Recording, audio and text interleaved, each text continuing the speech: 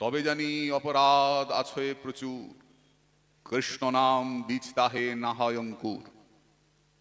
কাঠ যদি ভেজা থাকে আগুন দেখা যায় না, কাঠটাকে তো শুকোতে হয়। এই হৃদয়টা অপরাধে ভিজে আছে, তার জন্য ভক্তি মহারানীর প্রকাশ দেখা যাচ্ছে না। 12 বছর ধরে আসছি, বলে আসছো তো, তাহলে ক্রিয়া হয়ে গেছে। কেন? ভেজা কাঠে আগুন দিলে আগুন দেখা যায় না বটে, ধোঁয়া তো বেরোয়। বলে খালি ধোঁয়া, এত ধোঁয়া, এত ধোঁয়া। বলে ধূম যেখানে আছে অগ্নি সেখানে আছে।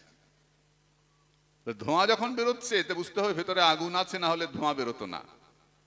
এই ধোঁয়া বেরোতে বেরোতে যখন শুকনো খটখটে হয়ে যাবে, কাঠগুলো দপ করে আগুন জ্বলে উঠবে।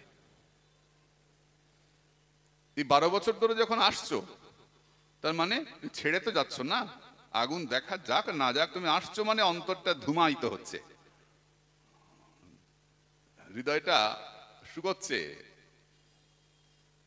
যখন হৃদয়টা বৈরাগ্যের দ্বারা শুকনো হয়ে যাবে, তখনই ভক্তি মহারানী প্রবেশ করবে এবং প্রকাশ করবে। প্রবেশ নয়, প্রকাশ করবে।